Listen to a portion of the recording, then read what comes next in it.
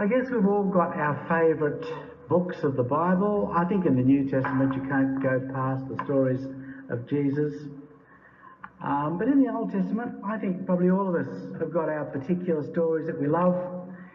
I think you'd all know by now that I'm caught up in the romance of the prophets, and I love that period. Although I remember once that John Dawson did say to me that in the time of Elijah and Elisha, I wouldn't have been Elijah and Elisha. I just would have been some guy at the back of Gilead with 50 goats. And we always think of ourselves as being in the story. But one of my favourite books, if not my favourite, is Ecclesiastes.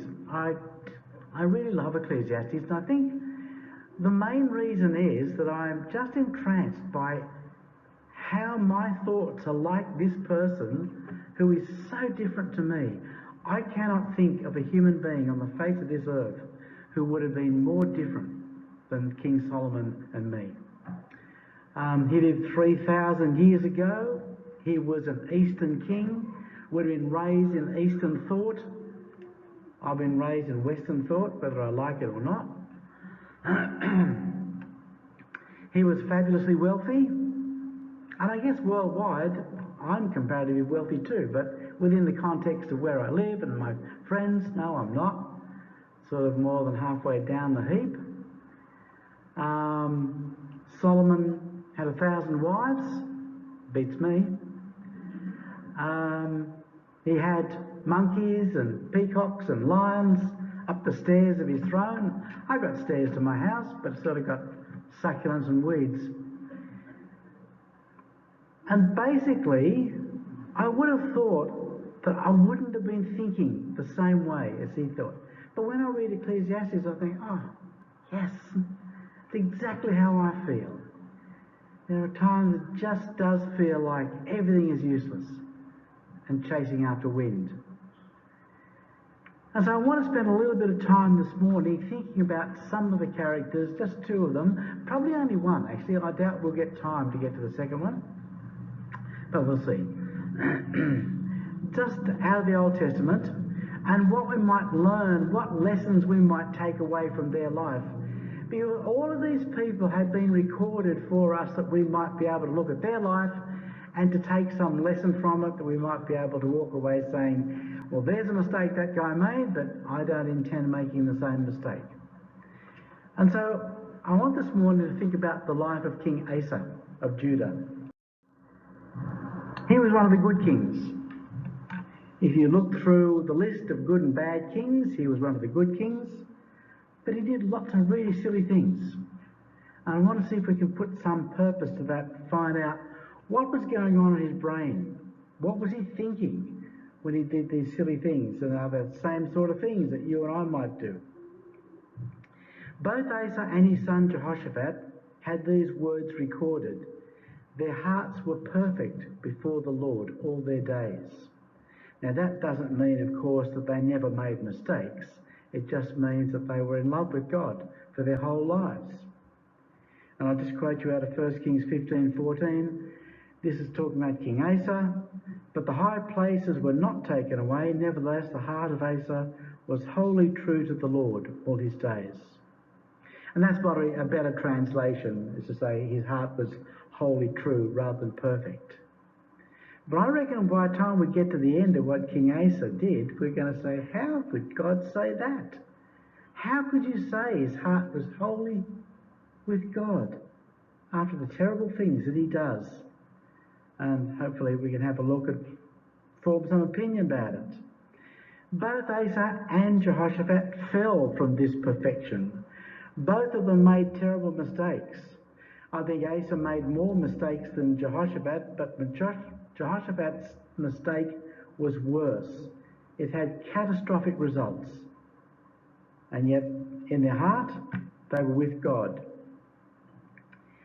I'm going to take some verses. You won't need to turn to these. I'm going to 1 Kings 15 and 2 Chronicles 14, but basically I'm going to quote the verses.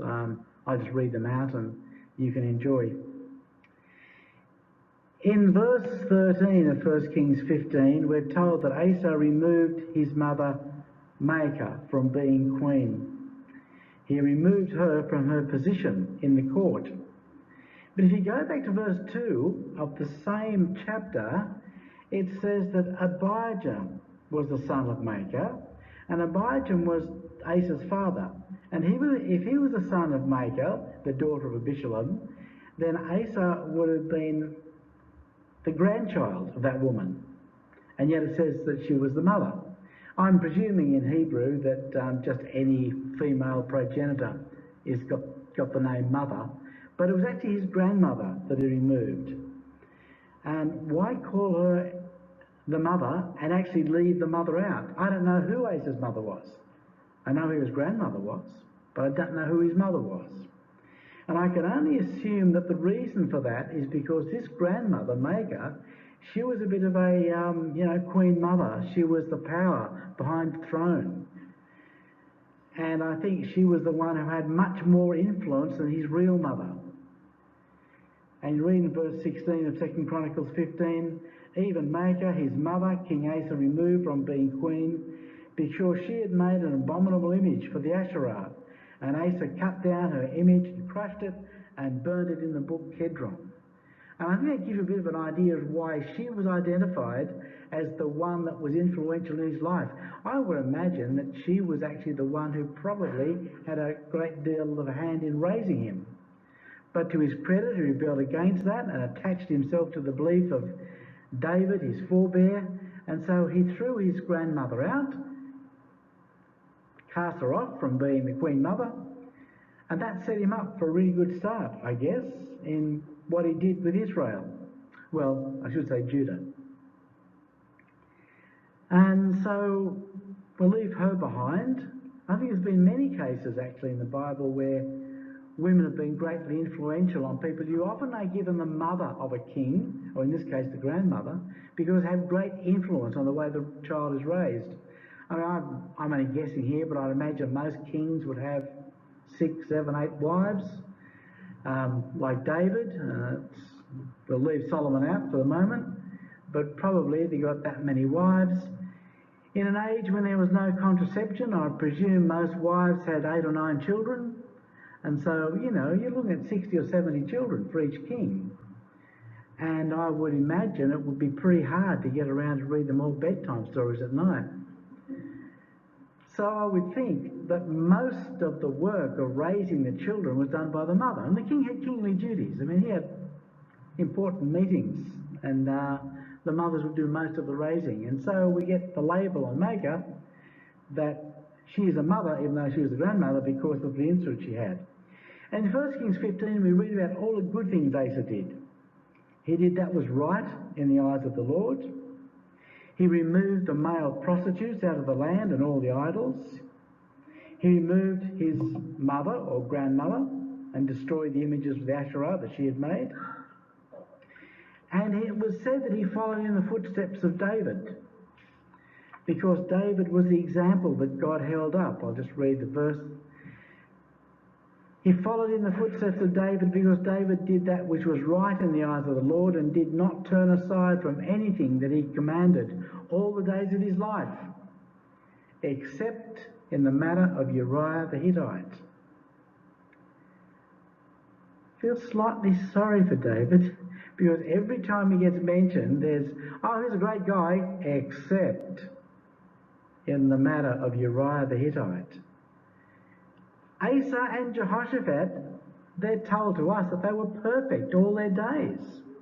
And we come to David, oh no, he's not perfect all his days, except in the matter of Uriah the Hittite. And of course, that was not David's only sin. David did lots of other things that were wrong, we know that. David numbered Israel, and God was very, very displeased at that. I think God made a mess of his relationship with Nabal, and Abigail had to straighten him out. And I think he treated Michal, his first wife, disgracefully. Atrocious what he did to her. And it would just seem to me that there were many things you could put in there, but they were all the same sorts of things that Asa and Jehoshaphat would have done as well. And why did we list the one major sin of David? Because David's the one who's held up as an example. Asa is never held up. You can read through the pages of the Bible and you'll never see God saying to a king of Judah, make sure you behave like Asa, your father, or make sure you behave like Jehoshaphat, your father, or make sure you behave like Hezekiah or Josiah. God never uses them. He uses David as the template of righteousness. And that's why he has to make sure that you don't follow David in everything. Just follow the good bits. But what David did have was a passion for God and a love for him which is probably not excelled by anyone. And so Asa was able to stand up and to do all those things that were good. And if you just have a look through what God did, God blessed King Asa. He in fact blessed the line of Rehoboam by keeping the same dynasty all throughout Judah. You'll find that there was never a change of dynasty in Judah, but there was in Israel. In Israel, there was 8 changes of dynasty. One kingly line would be slaughtered, another one would grow up, and then they'd be killed, and another one would grow up. But we read in verse 3 that he, Abijah, walked in all the sins which his father did before him, and his heart was not wholly true to the Lord his God, as the heart of David his father. Nevertheless, for David's sake, the Lord God gave him a lamp in Jerusalem, setting up his son after him and establishing Jerusalem. It was not for the sake of the kings that God did this, but for the sake of David. It was the promise to David that ensured a line of David would continue, and so that dynasty was never to change. Have you ever wondered about the kings that God selected? As far as I can see, God only ever selected 4 of the kings. And I think sometimes we get a little bit of a feeling that when God picks someone, they're going to be a goodie. You know, God picks Jeremiah, and he says, I knew you from the womb. And there's Jeremiah grows up with this great advantage of knowing that he was selected by God. It's not the only one. There were, at my count, at least 4 kings selected by God, possibly 6. I don't know if you include Solomon. I mean, Solomon was selected by David, but was that by God? I don't know, maybe. Zerubbabel, I would say probably was a king selected by God, or a ruler selected by God. But the 4 actual kings that the Bible records are Saul, David, Jeroboam and Jehu. How many of those turned out to be good? 1. Out of the 4 God selected, 3 were hopeless. That doesn't mean that God's selection, therefore, is a guarantee that you'll follow in his footsteps. Not at all. When God selected those kings, it was just that he gave them the opportunity. It was up to them to do what they wanted with it. David was the only one that God selected that turned out to be a man after God's own heart.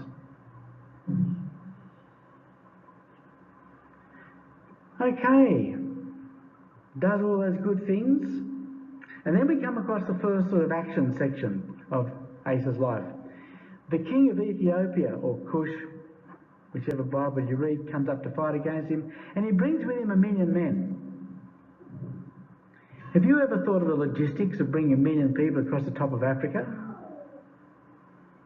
Every one of them would have had to have a family with them, and cattle and goats and sheep and cows and water. 1,000,000 people. So therefore I look at it and I think, well, maybe the actual original says thousands of thousands, and we just say, well, that's 1,000,000, but maybe it just means lots. But then again, Asa himself had 500,000 men. He had over 500,000 men. And he looked at this coming army and he was absolutely staggered and said, I can't defeat them.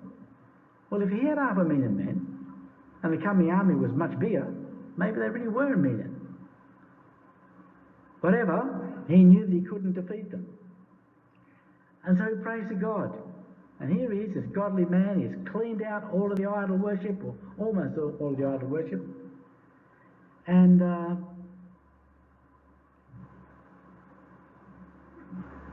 up comes this Ethiopian, and he prays to God, and God defeats them. We don't quite know how, but God defeated this Ethiopian and scattered the army, and the men of Israel pursued it.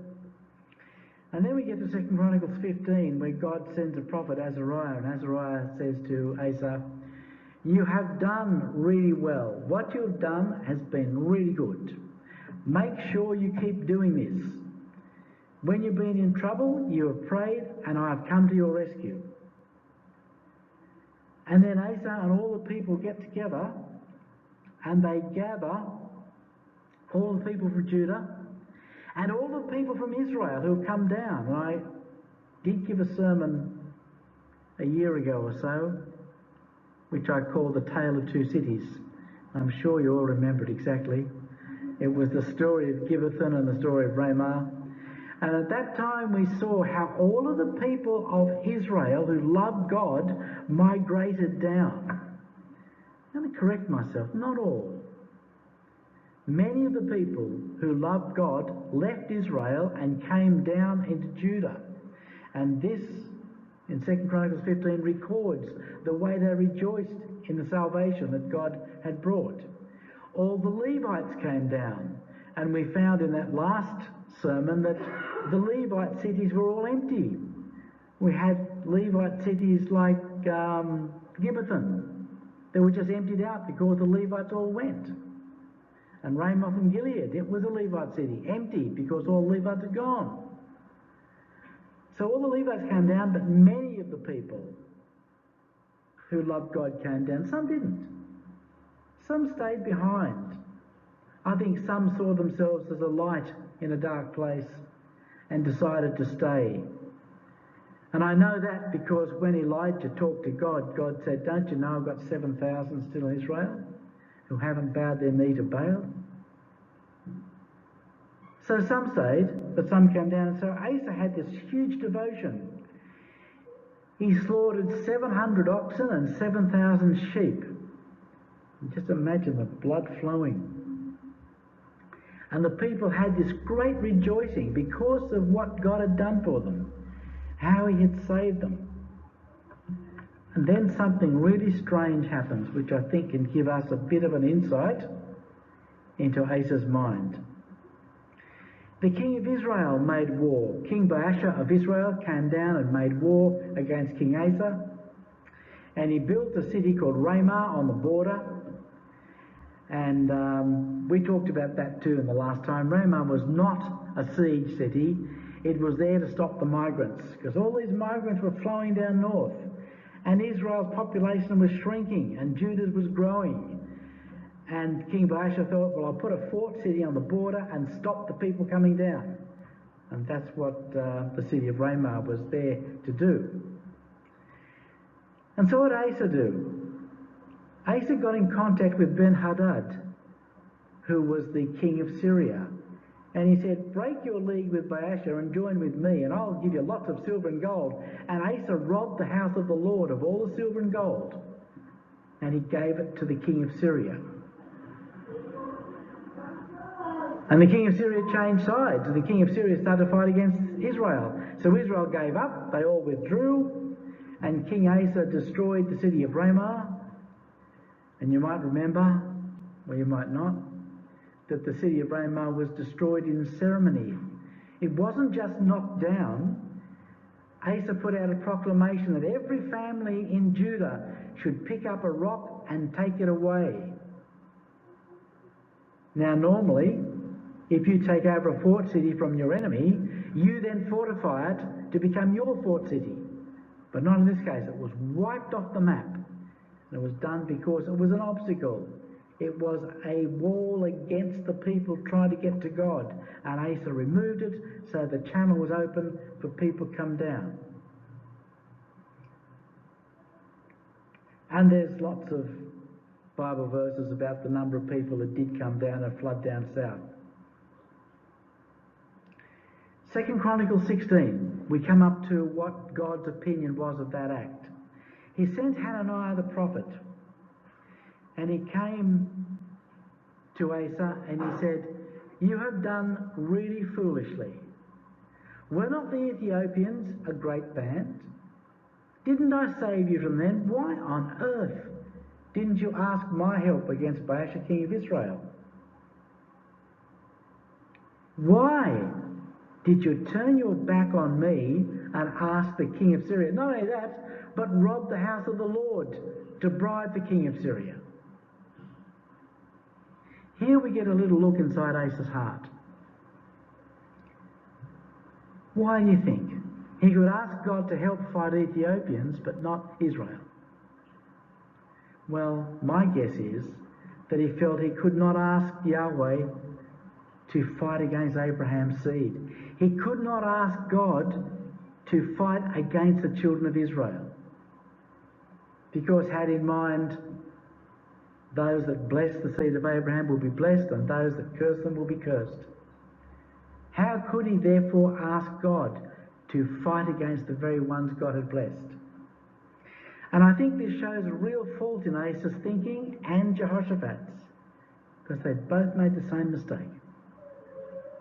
They didn't realise a lesson that John the Baptist and Jesus was to teach the people of Israel many, many centuries later. God can raise up out of the stones on the side of the road children to Abraham. A child of Abraham by blood means nothing. A child of Abraham does the work of Abraham. The people of Israel were worshipping idols. They had turned their back on God. They were no longer children of Israel. They no longer had that relationship that would have protected them. And in verse 24 of 1 Kings 12, God did say to Asa's grandfather, "Thus saith the Lord, ye shall not go up and fight against your kinsmen, the people of Israel. Return every man to his home, for this thing is from me." So they hearkened to the word of the Lord and went home again, according to the word of the Lord. Here, 2 generations earlier, God had said, don't fight against Israel, because it was of God, the split that happened. So maybe Asa would have thought, well, hey, that still works. 2 generations later, I can't fight Israel, so get the Syrians to do it. Well, that's still fighting against Israel by proxy. But he didn't ask God. He didn't go and say, God, what do I do about it? He had these prophets. He could have asked the prophets. Don't go on something that happened 2 generations earlier. Things change. And instead of that, he decided to ask the king of Syria for help. And the prophet said to him, look, because of this, you're going to have wars for the rest of your kingship, but don't worry, it's okay. God will look after you. Then comes one of the most beautiful verses. This is one of the reasons I want to talk about this today. This is one of my favourite verses out of all of the Old Testament. 2 Chronicles 16:9. For the eyes of the Lord run to and fro throughout the whole earth, to show his might in behalf of those whose heart is blameless toward him. God just sits up there with his eyes running to and fro throughout the whole earth, looking for someone to love. I think that's such a powerful verse. It just tells us that we are being sought continually. God is forgiving and is continually after us. And his eyes are looking always for someone to show his love to. So what did Asa do? He got angry with the prophet and threw him in jail. 2 Chronicles 16, verse 10 to 14. Asa was angry at Hananiah and put him in the stocks. That's the RSV says that. Put him in the stocks. Some versions will say put him in prison. But I did actually have a look at the Hebrew word, and it does mean some torture device. Stocks will be good enough. You know those big chunks of wood that you put your foot through? And they shut it down, there's holes for your feet, and you're locked up by your feet. And in medieval times, people would come past throwing tomatoes at you and all that sort of stuff. I probably didn't do that. I don't even know if they had tomatoes in Israel. Probably throw figs and pomegranates at you. But that was what I suspect happened to the seer, the prophet. He was locked up by his feet.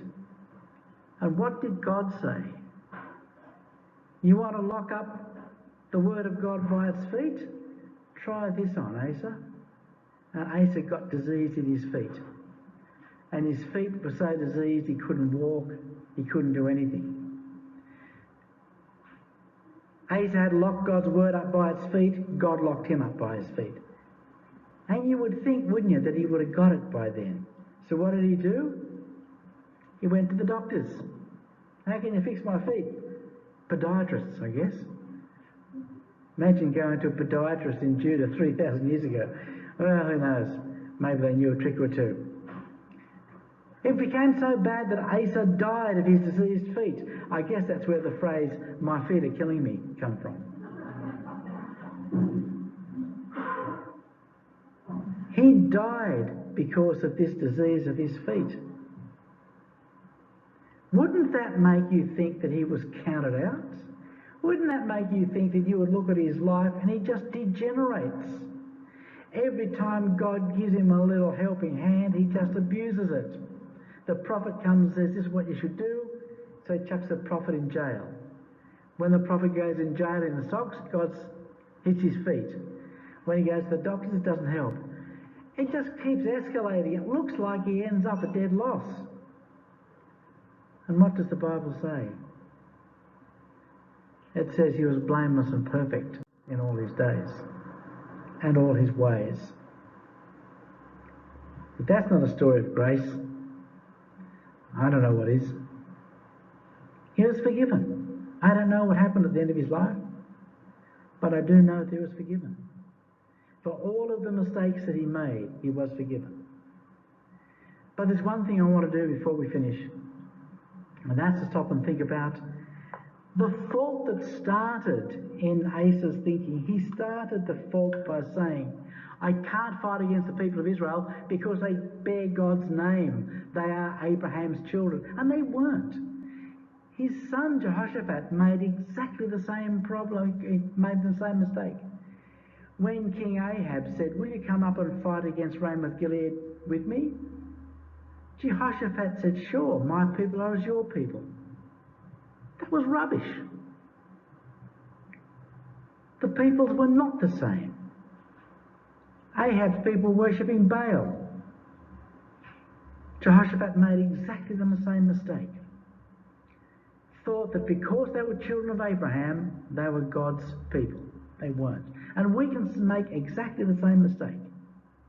If someone carries the name of Christian or Christadelphian or anything else, it does not make them a child of Abraham. The name means nothing. A child of Abraham does the works of Abraham. And a brother or sister of Jesus Christ does the works of Jesus Christ. And that's how you select those who we love and work with. And so we're left with these messages. We're left with all of these messages out of the life of King Asa. And I often do think that the record is there for us to actually extract these messages from and to form our own lives around. And so as we turn to the bread and the wine on the table now, we can see that it was Jesus who perfected grace. There was grace before Jesus came, but the perfection of grace was in the body of Jesus and the perfection of love and the light of God. But the wonderful thing is in that grace is that we are forgiven. It doesn't matter what we've done in our life. We could have made the most horrific mistakes. As I said, David did. I look back on David's life and think, man, how could you get so many things wrong? But he was loved and he was selected by God, and so are we. We've been selected by God because we've come in a relationship with Jesus, our elder brother here, and we can choose, just like those kings, to take that selection of God's and to run with it, or to turn our back on it. And so this morning, let's remember the grace of Jesus Christ, the forgiveness that comes from him, and the blessings of every message that God has ever given us in the Bible.